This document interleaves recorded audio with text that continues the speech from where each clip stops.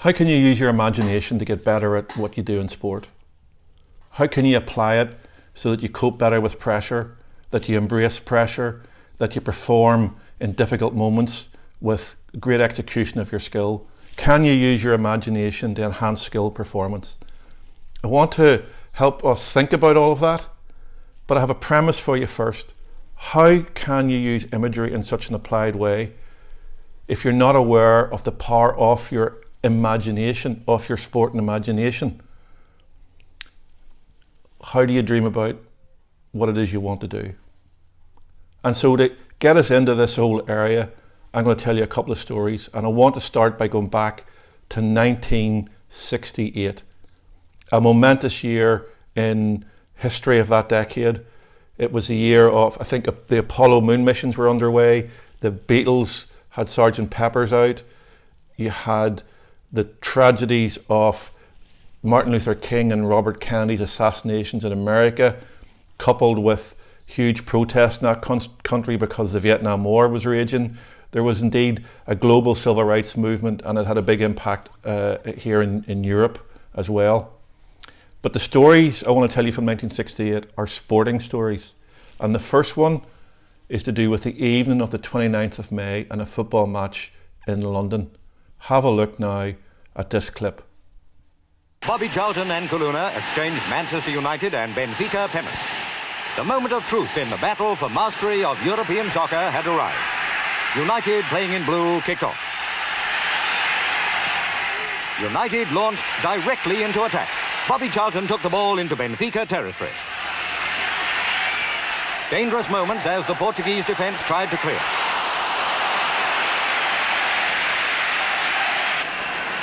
That mighty danger man Eusebio sent in a scorcher. It ricocheted off the crossbar. What an escape! George Best fell foul of the first of a series of savage tackles which marred the first half.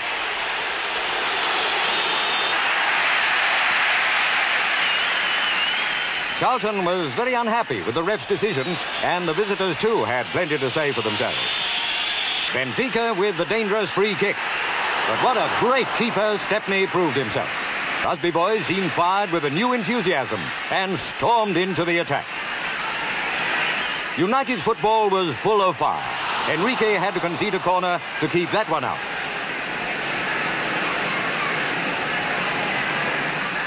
George Best was in terrific form, but so was Enrique. Charlton headed it home.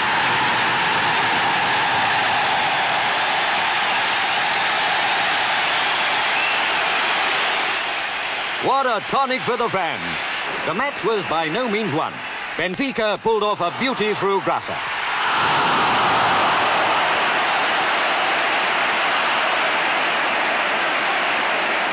One all and time running out. 90 minutes up and still deadlock.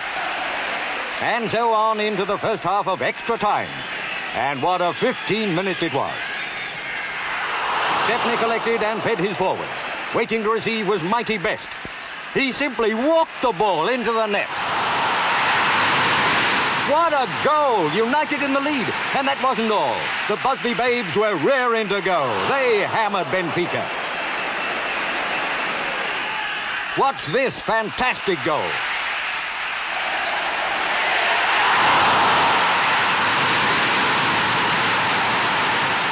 My, oh my, how they cheered Kid, the birthday boy, for that super header. Even Stepney joined in. Bobby Charlton made it 4-1.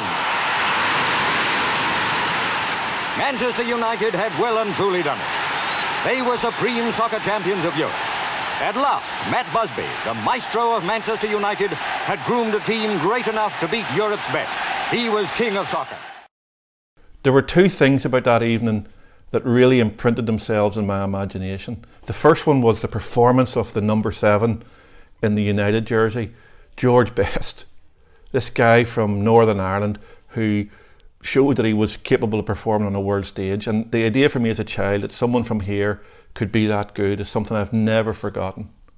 Never forgotten. And, you know, of course, there was that amazing goal he gets in extra time to send United on their way to victory.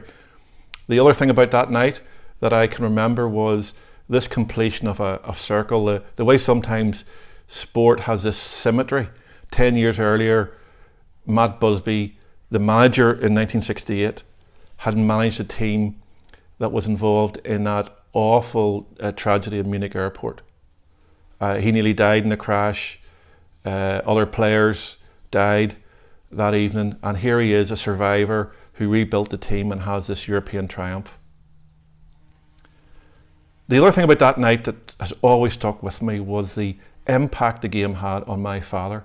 I can't remember ever seeing him as excited and joyful. And one of the things that again stuck with me was the beginning of this understanding that sport can transport people. It has a transcendent quality, even for spectators, even for people watching over a television set. 6 months later, the Mexico Olympic Games were the first Olympic Games to be universally accessible through TV, and I loved watching them. They were an amazing athletic event. The Mexico Olympics was the first Olympics when someone ran under 10 seconds. Jim Hines won the 100 metres in sub 10, first man ever to do it for the USA.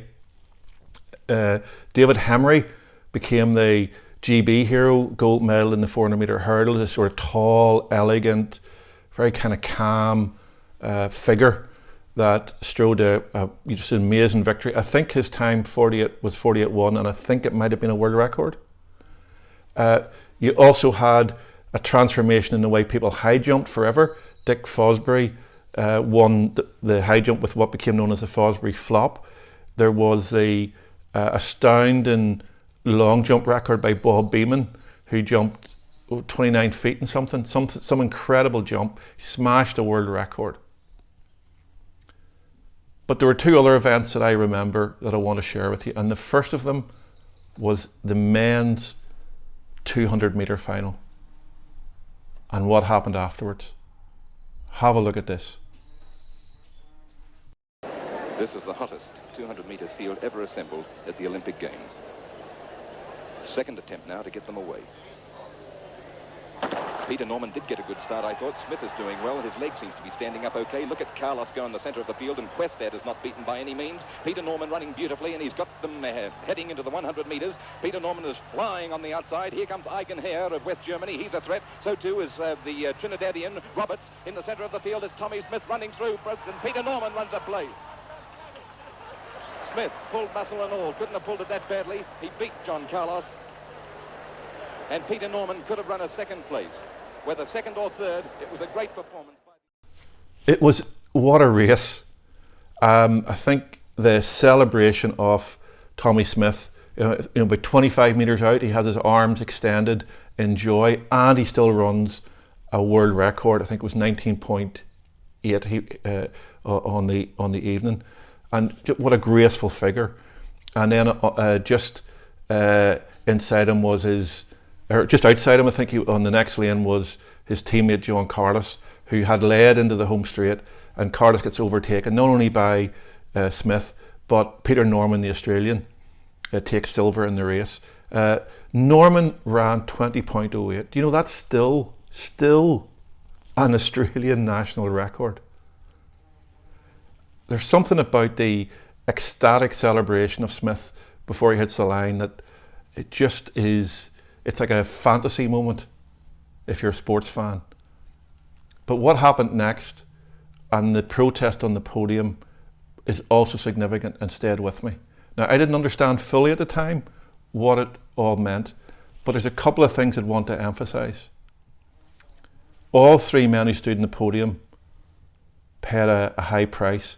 They were sent home from their teams, and they were cold-shouldered by their sporting associations for years afterwards for the protest they made.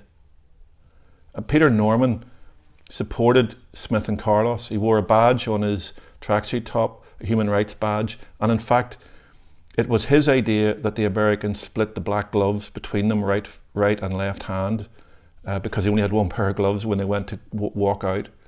And Norman stood with them, and that solidarity was impressive, and the courage of Smith and Carlos in deciding to use that moment in their life to display something else about their character. not only sporting courage, but this idea of moral courage.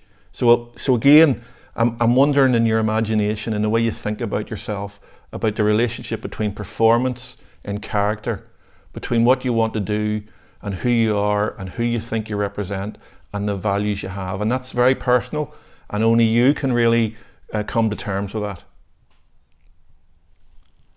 I remember in school a few weeks later trying to draw a picture of the three men standing on a podium and being really jealous of the guy beside me, a fellow called Blaise Mallon, because his painting was beautiful. I actually wanted to get it to put it in my bedroom wall. My picture was awful. I didn't need that painting because the image has never left my imagination. That it's also important to know what you stand for and who you stand with. There was a second protest at those games about 9 days later, and it was a protest made by an amazing athlete called Vera Kaslavska, who was a Czech gymnast. Now, Kaslavska had won 3 gold medals in Tokyo 4 years earlier and went on to win another 4 in Mexico. That's an amazing record. She was a phenomenal athlete. But Kaslavska was Czech, and the Czech Republic was a communist state dominated by the Soviet Union. And early in 1968, there was a thing called the Czech Spring, where political leaders in Czechoslovakia tried to loosen up or free their connection to the Soviet Union, and the Soviets responded by invading the country. They sent in 600,000 troops I think it was in August of 68, a few months before the games. And she actually went into hiding for a while because she was a vociferous opponent of the Soviet regime. But she made it to the Olympics. One of the events she got a gold medal in was the floor discipline. And she won the event. And sometime after the event was over, there was a recalculation of the result. And she was awarded equal first place with a very good Russian gymnast called Larissa Petrik. So here's a clip which shows you what Vera Kaslavska did when she got onto the podium by way of marking her opposition to the Soviet occupation of her country. Have a look at this. Kaslavska has won her 4th gold medal. Or at least that's what she thought. We return to the National Auditorium. The officials have changed the figures that were given out before this event going into the final round. They have corrected the previous score of Larissa Petrik and have announced that it is a tie for the gold medal between Vera Kaslavska of Czechoslovakia and Larissa Petrik of the Soviet Union. Kaslavska would have to share the moment that was to have been hers alone. And now the Soviet anthem. And again, she has turned her head to the right and down, just as she did at the last ceremony. This does not appear to be an accident. Clearly, it was an act of public defiance in the face of Soviet tanks that had so recently crushed the Czechoslovakian uprising. So, what clips do you run in your mind that feed your imagination, that tap into your motivation, that make you excited about your sport? Probably a good few, if you're watching this, are your equivalent of the 68 Olympics might be London 2012. Who from those games, or what other sporting occasions from your late childhood or early adolescence play a part in the way that you think about what you want to do in your sport? And what values do you have, and what do you stand for, and how aware are you of your character and how you express it in your sport? I think that's really important. You know, your passion is an energy. The feeling you have when you do something that you love. And I know if you're watching this, that you love your sport. You probably love sport, but you love your sport. And you want to be good at it. You want to get better at it.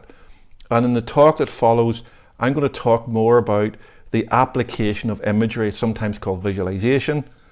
And sometimes that gets confused with its cousins, mindfulness and meditation. And we'll try to unravel some of that in the next talk. But dream. And thank you for listening.